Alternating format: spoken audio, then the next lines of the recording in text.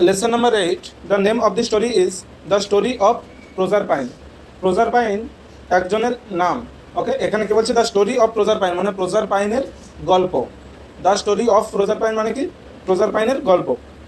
The story of Proserpine and Pluto মানে Proserpine এবং প্লুটোর যে গল্প is an mythological story. Mythological কথাটার অনেকে মাইথোলজিক্যাল বলে, মিথোলজিক্যাল প্রপার উচ্চারণ।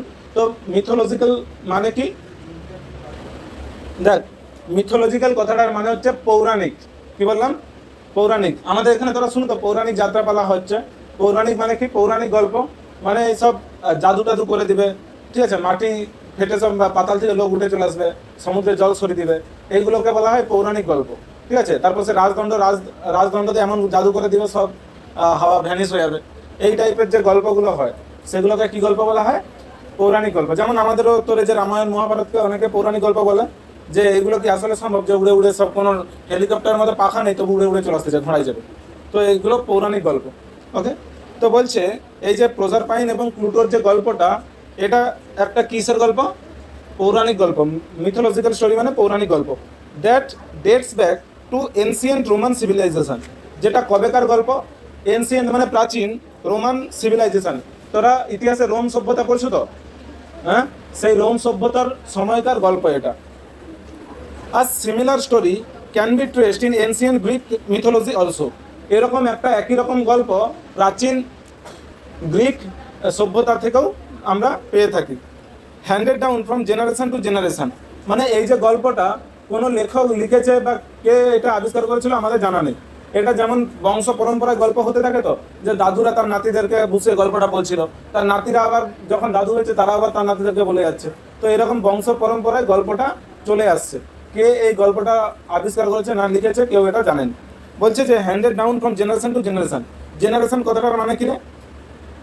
বলি প্রজন্ম বলতে পারে। ঠিক আছে, যে প্রজন্মের পর প্রজন্ম এই গল্পটা চলে আসছে। মিথ মিথ কথাটার মানে হচ্ছে বংশ পরম্পরাগত যে গল্পগুলো, কাল্পনিক গল্প, সেগুলোকে কি বলা হয়? Myth. Myth is an imaginary narrative that tries to explain nature and it's mysteries. মানে এই যে বংশ পরম্পরায় যে গল্পগুলো হয় এগুলো ইমাজিনারি ন্যারেটিভ, মানে এই লেখাগুলো কাল্পনিক। এগুলো কোনো সত্যিকারের ঘটনাকে দেখে এখানে লেখা হয়নি। এগুলো কীরকম ধরনের গল্প, কী ধরনের লেখা? সব কাল্পনিক লেখা। দ্যাট ট্রাইস টু এক্সপ্লেন, যেটা চেষ্টা করে, দ্যাট মানে যেটা, ট্রাই মানে চেষ্টা করা, ট্রাইস মানে চেষ্টা করে, টু এক্সপ্লেন। এক্সপ্লেন কথাটার মানে হচ্ছে বর্ণনা করা, যেটা চেষ্টা করে বর্ণনা করতে। নেচার মানে প্রকৃতি, অ্যান্ড ইটস মিস্ট্রিজ। মিস্ট্রি কথাটার মানে কি? মিস্ট্রি মানে রহস্য। ঠিক আছে, এই রহস্য এবং প্রকৃতি বর্ণনা করার চেষ্টা করে। বলছে লং লং এগো মানে দীর্ঘদিন আগে। In a beautiful island. Island কথাটার মানে হচ্ছে দ্বীপ। ইন আ বিউটিফুল আইল্যান্ড মানে একটা সুন্দর দ্বীপে। অফ সিসিলি, সিসিলি নামের। তাহলে বলছে সিসিলি নামের একটা সুন্দর দ্বীপে দীর্ঘদিন আগে দেয়ার লিভড আ গডেস মানে বসবাস করতো একটি দেবী। গডেস কথাটার মানে হচ্ছে দেবী, আর লিভ মানে বসবাস করে জানো, তাহলে সেখানে বসবাস করতো একটা দেবী কল্ড সেরেস। কল্ড কথাটার মানে হচ্ছে নামের বা নামক। কি নামের দেবী বসবাস করতো? সেরেস নামের দেবী বসবাস করতো। She was the goddess of crops. সে ছিল কিসের দেবী? ক্রপস। ক্রপস কথাটার মানে হচ্ছে শস্য। শস্য মানে জানো ধান গম জব এইসব। তাহলে সে ছিল কিসের দেবী? শস্যের দেবী। প্ল্যান্টস, প্ল্যান্টস মানে ছোট চারা গাছ, মানে চারা গাছ যাতে ছোট থেকে বড় হতে পারে তার দেখাশোনা কে করতো? ওই দেবীটা। অ্যান্ড ট্রিজ এবং গাছপালা। আমাদের হিন্দু ধর্মে যেমন জানিস তো সরস্বতী মাকে কি ঈশ্বর দেবী বলে মানা হয়? হ্যাঁ, সরস্বতী দেবীকে ধানের দেবী, বিদ্যা। ঠিক আছে, লক্ষ্মী হচ্ছে সম্পত্তি দেবী, ধানের নয়, ঠিক সম্পত্তি দেবী, তাই তো। তো এইরকম হচ্ছে সেরেস নামের যে দেবীটা ছিল সে কিসের দেবী ছিল? ক্রপস মানে শস্য, প্ল্যান্টস মানে ছোট চারা গাছ, ট্রিজ মানে গাছ, এইগুলোর দেবী ছিল কে? Ceres. So on her dependent the health and happiness of all the people of this wide world. So on মানে তাই, সেই কারণে, হার ডিপেন্ডেন্ট মানে তার উপর নির্ভর করে, নির্ভর করতো, অন হার ডিপেন্ডেন্ট মানে তার উপর নির্ভর করতো, দ্য হেলথ। হেলথ মানে কি রে? স্বাস্থ্য। তার উপর কি ডিপেন্ড করতো? স্বাস্থ্য। আচ্ছা, সে কিসের দেবী? শস্য, ছোট চারা গাছ, গাছ। যদি শস্য আর গাছ না থাকে তুই খেতে পারবি? আমরা খেতে পাবো? তো পাবো নি, আমাদের স্বাস্থ্য ঠিক থাকবে? তো সেই দেবীটা যেহেতু এই শস্য এবং গাছপালা দেবী ছিল, সেই জন্য তার উপর নির্ভর করে থাকতো মানুষের কি নির্ভর করতো? হেলথ। হেলথ মানে স্বাস্থ্য, অ্যান্ড হ্যাপিনেস এবং খুশি। যদি ধানটা না হয় মানুষের মনে খুশি থাকবে? তাহলে বলছে যেহেতু সে শস্য গাছপালা দেবী ছিল, সেই জন্য তারই উপর মানুষের কি কি ডিপেন্ড করতো? মানুষের স্বাস্থ্য এবং হ্যাপিনেস মানে খুশি। তাহলে মানুষের স্বাস্থ্য এবং খুশি তো চাষবাসের উপরে নির্ভরশীল। খাবার না জন্মালে আমাদের স্বাস্থ্য ঠিক থাকবে না, আমরা খুশি থাকবো। Of all the people of this wide world, of all the people মানে সমস্ত মানুষের, of this wide world, of this মানে এই, ওয়াইড মানে বিস্তৃত, ওয়ার্ল্ড মানে জগৎ, মানে এই বিস্তৃত জগতের সমস্ত মানুষের খুশি এবং স্বাস্থ্য কার উপর নির্ভরশীল ছিল? সেরেসের উপর। Okay. Ceres had a fair daughter, সেরেসের ছিল একটা সুন্দরী ডটার মানে কন্যা। জানিস রাজা রানী বা দেবীদের দেখতে খারাপ হয়নি, দেখ যদিও শারীরিক দেখতে ভালো দেখতে খারাপ বলেনি, দেখতে ভালো দেখতে খারাপ, যাই হোক মোটামুটি বলছে দেখতে মানে বাহ্যিক দিক থেকে অন্তত, শারীরিক দিক থেকে সেরেসের যে একটা মেয়ে ছিল সে দেখতে খুবই সুন্দর ছিল। বলছে Ceres had a fair daughter, সেরেসের ছিল একটা সুন্দরী কন্যা। ডটার মানে কন্যা বা মেয়ে। আর ফেয়ার মানে কি হয়? ফেয়ার মানে সুন্দর হয়, সুন্দরী হয়, ফর্সা হয়। আর মেলা, মেলা ইংলিশও ফেয়ার। প্রোজারপাইন, যার নাম কি ছিল? প্রোজারপাইন। তাহলে আমি যদি তোদিকে জিজ্ঞাসা করি who is Proserpine? Proserpine is the daughter of Ceres, সেরেসের ডটারকে মানে কন্যাকে প্রোজারপাইন। তাহলে বলছে সেরেসের একটা সুন্দরী কন্যা ছিল যার নাম কি ছিল? প্রোজারপাইন। হুম সি লাভড, হুম মানে যাকে, টেন্সে হাজারো বার পড়ানো হয়ে গেছে। হুম মানে যাকে, সি লাভড মানে সে ভালোবাসতো, মোর দেন হার লাইফ, মোর দেন মানে তার নিজের জীবনের থেকেও বেশি, মোর মানে বেশি, দেন মানে চেয়ে, আর হার লাইফ মানে তার জীবন। তাহলে তার জীবনের চেয়েও বেশি ভালোবাসতো।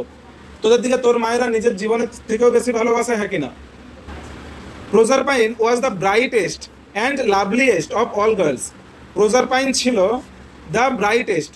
ব্রাইটেস্ট কথা, ব্রাইট মানে কি রে? উজ্জ্বল। তো ব্রাইটের সুপারলেটিভ ডিগ্রি কি হবে? Bright, brighter, brightest, superlative brightest. তাহলে বলছে প্রোজারপাইন ছিল সব থেকে উজ্জ্বল। বুঝতে পারছো কেন ডিগ্রি শিখতে হয়? তাহলে প্রোজারপাইন ছিল সব থেকে উজ্জ্বল, অ্যান্ড লাভলিয়েস্ট, লাভলি কথাটার মানে কি বল? হ্যাঁ, অতি সুন্দর বা সুন্দর, ঠিক আছে। লাভলিয়েস্ট মানে সব থেকে সুন্দর, তাহলে সব থেকে উজ্জ্বল এবং সব থেকে সুন্দর, অফ অল গার্লস মানে সমস্ত মেয়ের থেকে। তাহলে কি বলছে? প্রোজারপাইন ছিল সব থেকে উজ্জ্বল এবং সব থেকে সুন্দর মেয়ে, কাদের থেকে? অফ অল গার্লস মানে সমস্ত মেয়ের মধ্যে। হার চিকস, তার গালগুলো, চিক মানে কি? গাল, তার গালগুলো, ওয়ার রোজি, তার গালগুলো ছিল কিরকম? রোজ মানে কি রে? গোলাপ। রোজি মানে গোলাপের মতো। তার গালগুলো কিরকম ছিল? গোলাপের মতো। অ্যান্ড বিউটিফুল এবং সুন্দর, লাইক অ্যাপেল ব্লুসমস, তার গালগুলো কেমন ছিল? গোলাপের মতো এবং সুন্দর। কিরকম সুন্দর? লাইক মানে মতো, অ্যাপেল ব্লুসম। আচ্ছা, ব্লুসমস মানে কি রে? ব্লসম মানে কি? কুঁড়ি। মানে আপেল গাছে যে কুঁড়ি ফোটে সেইটা যেরকম সুন্দর দেখতে হয় সেরকম সুন্দর তার গালগুলো। হার আইস, তার চোখগুলো, were as blue as the sky.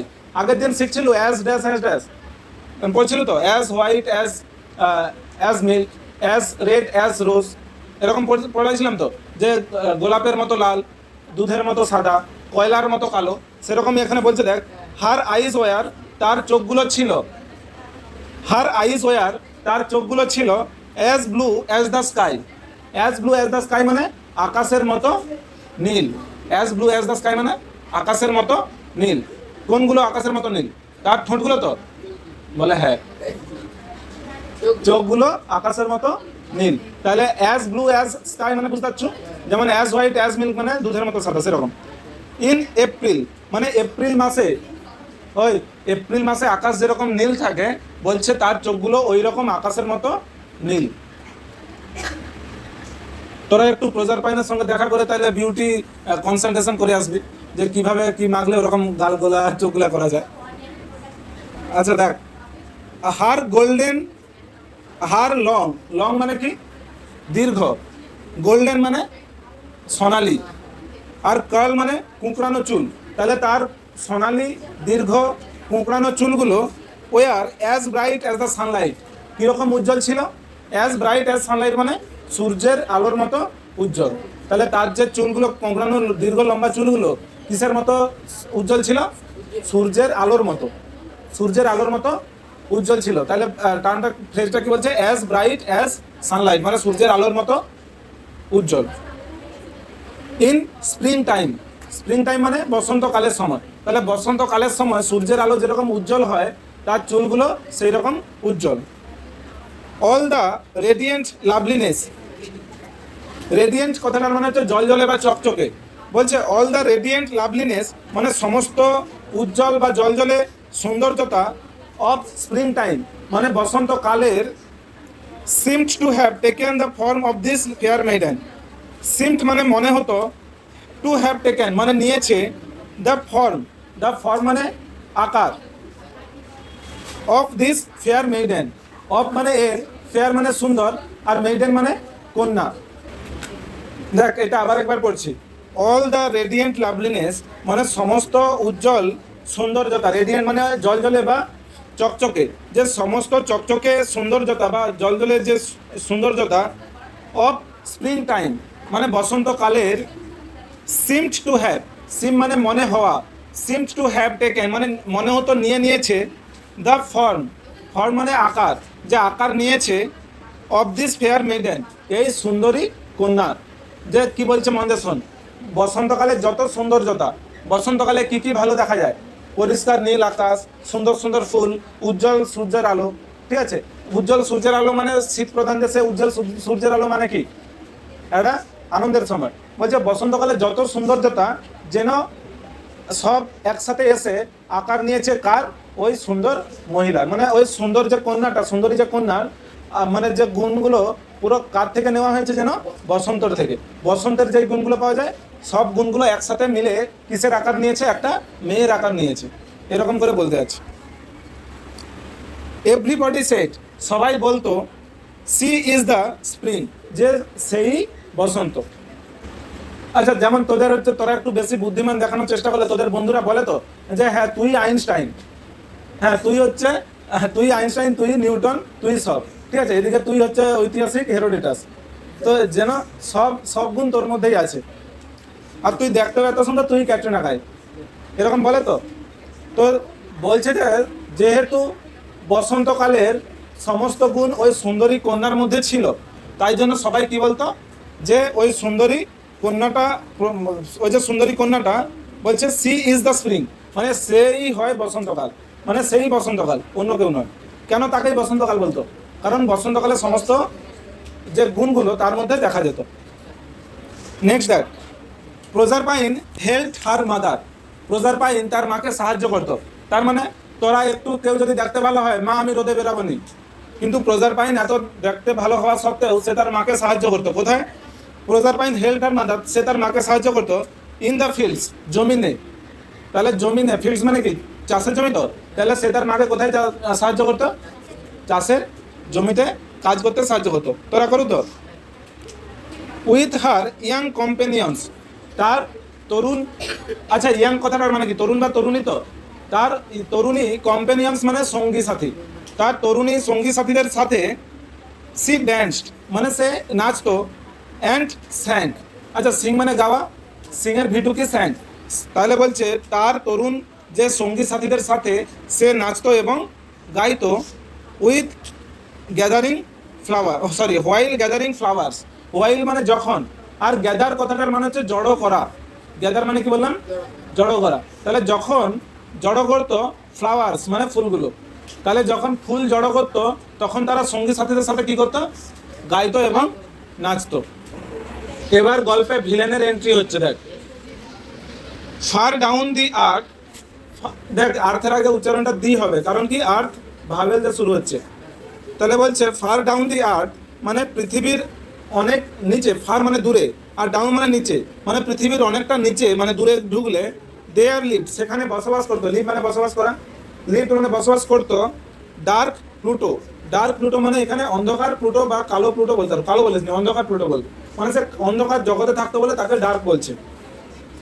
King of the land of death, বলছে প্লুটো, সে প্লুটো কে, তার পরিচয় কি, বলছে কিং সে হচ্ছে রাজা, অফ দ্য ল্যান্ড, ল্যান্ড মানে কি ভূমি বা জগৎ, তাহলে বলছে কি কোন জগতের রাজা সে, অফ দ্য ডেড মানে মৃতর দেশের রাজা, সে কোথাকার রাজা, মৃতদের দেশের রাজা। আমাদের গল্পে থাকে তো কি বলে, যেখানে চারদিকে আগুন আর আগুন, তাকে কি বলে, জাহান্নাম বলে, ঠিক আছে। দেখ আমাদের কনসেপ্টটা নরক জানিস তো বা জাহান্নাম জানিস তো, কি কনসেপ্টটা কি, যে চারিদিকে আগুন, সেখানে বৃষ্টিপাত হয় আগুন, সেখানে হচ্ছে যে থাকে তাদের সব তারা জ্বলে পড়ে ছাই হয়ে যায়, তাই তো।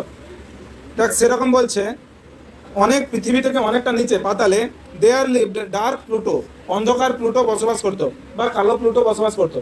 সেই প্লুটোকে, তার পরিচয় কি, king of the land of the dead, মানে সে হচ্ছে রাজা, কোথাকার রাজা, অফ দ্য ল্যান্ড মানে জগতের, কোন জগতের, অফ দ্য ডেড মানে মৃত এর, অফ মানে এর আর ডেড মানে মৃত, এটা অ্যাডজেক্টিভ। বলছে মৃতদের দেশের রাজার নাম কি তাহলে, Pluto. He had often asked some goddess, he had often asked, he had often asked মানে অফেন কথাটা মানে হচ্ছে প্রায়ই, অফেন মানে কি বললাম, প্রায়, বলছে সে প্রায়ই জিজ্ঞাসা করতো, হি হ্যাড অফেন আস্কড সে প্রায় জিজ্ঞাসা করতো, সাম গডেসেস মানে কিছু দেবীদেরকে, সে কোথাকার রাজা, মৃতদের দেশের রাজা, কিন্তু তার বিয়ে করার শখ হচ্ছে স্বর্গের দেবীকে, ঠিক আছে। সে তাই জন্য কি করতো, দেখ হি হ্যাড অফেন আস্কড সে প্রায়শই জিজ্ঞাসা করতো, সাম গডেসেস কিছু দেবীদেরকে, টু কাম, ওই কাম মানে আসা, টু কাম মানে আসতে, তাহলে সে প্রায় অনেক দেবীদেরকে জিজ্ঞাসা করতো আসতে, অ্যান্ড লিভ এবং বসবাস করতে, উইথ হিম তার সাথে, মানে সে তার টার্গেট কোথায়, হ্যাঁ ওই দেখ বলছে কি, তাহলে সে প্রায়ই, হি হ্যাড অফেন আস্কড মানে সেই প্রায়ই জিজ্ঞাসা করতে বা প্রস্তাব দিত, আস্ক মানে এখানে প্রস্তাব দেওয়া বলবি, যে সেই প্রস্তাব দিত সাম গডেসেস মানে কিছু দেবীদেরকে, টু কাম, টু কাম মানে আসতে, অ্যান্ড লিভ মানে বসবাস করতে, উইথ হিম মানে তার সাথে, তাহলে সে দেবীদেরকে বলতো যে আমার সাথে এসে আমার সাথে থাকুন না। বাট নো গডেসেস কিন্তু কোনো দেবী নয়, নো মানে কেউই নয় বা কোনোটাই নয়, গডেসেস মানে দেবী, ওয়াজ উইলিং, দেখ উইল কথাটার মানে হচ্ছে যে ইচ্ছা, WILL, উইল মানে কি বললাম, ইচ্ছা, উইলিং কথাটার মানে হচ্ছে ইচ্ছুক, উইলিং মানে কি বললাম, ইচ্ছুক, WILL উইল মানে ইচ্ছা, উইলিং মানে ইচ্ছুক, উইলিংলি মানে ইচ্ছা করেই, আর আনউইলিংলি মানে অনিচ্ছুক ভাবে। তোদের চারটা নাম মনে রাখলেও তোরা মনে রাখবি যে উইল মানে ইচ্ছা আর উইলিং মানে ইচ্ছুক।